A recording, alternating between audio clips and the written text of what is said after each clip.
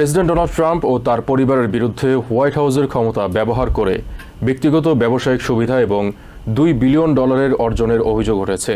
New York post জানিয়েছে, কাজাখস্তানের $1 billion সরকারি খনি প্রকল্পের সঙ্গে ট্রাম্পের দুই ছেলে এরিক ট্রাম্প ও ডোনাল্ড ট্রাম্প জুনিয়রের সংশ্লিষ্টতার অভিযোগ রয়েছে।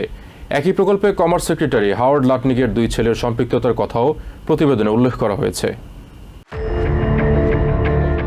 নিউ ইয়র্ক পোস্টের প্রতিবেদন অনুযায়ী প্রেসিডেন্ট ডোনাল্ড ট্রাম্পের দুই ছেলে এরিক ও ডোনাল্ড ট্রাম্প জুনিয়র এবং কমার্স সেক্রেটারি হাওয়ার্ড লাটনিকের দুই ছেলে কাইল ও ব্র্যান্ডন লাটনিক কাজাখস্তানের $1 বিলিয়ন টাংস্টেন খনি চুক্তির সাথে জড়িত, যা থেকে তারা এরই মধ্যে মিলিয়ন ডলার আয় করেছেন। আর এই বিশাল খনি প্রকল্পে অর্থায়ন করেছেন ট্রাম্প প্রশাসন, তাই এই স্বার্থে সংঘাত নিয়ে ব্যাপক সমালোচনার সৃষ্টি হয়েছে।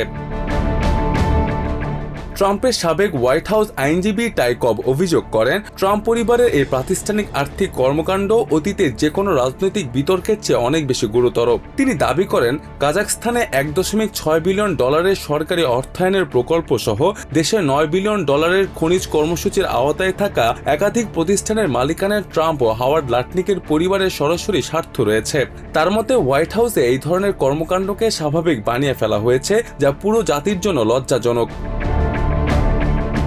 এদিকে মঙ্গলবার অফিস অফ গভর্নমেন্ট এথিক্সের প্রকাশিত 2025 সালের বার্ষিক ব্যক্তিগত আর্থিক বিবরণী অনুযায়ী গত এক বছরে ক্রিপ্টোকারেন্সি ব্যবসা থেকে $1.4 বিলিয়ন বেশি আয় করেছেন প্রেসিডেন্ট ট্রাম্প। এই আয়ের মধ্যে ওয়ার্ল্ড লিবার্টি ফাইন্যান্সিয়াল এর মাধ্যমে ক্রিপ্টোকারেন্সি টোকেন বিক্রি করে অন্তত $524 মিলিয়ন এবং ট্রাম্প মিম কয়েন বিক্রি থেকে এসেছে $336 মিলিয়ন। এছাড়া ট্রাম্প অর্গানাইজেশন বিশ্বের বিভিন্ন দেশে ট্রাম্পের নামে লাইসেন্স ব্যবহার করে হোটেল, রিসোর্ট বা আবাসন চুক্তি থেকে $80 মিলিয়নেরও বেশি আয় করেছে প্রেসিডেন্ট।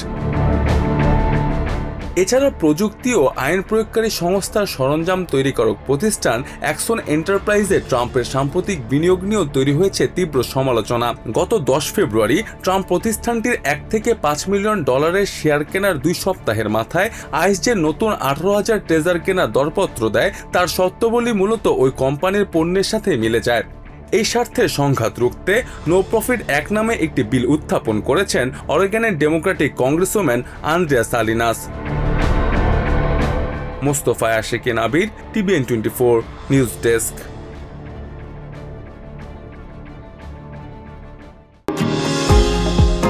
নিউ ইয়র্ক থেকে সম্প্রচারিত TVN 24 টেলিভিশন বিশ্বজুড়ে বাঙালির কণ্ঠস্বর।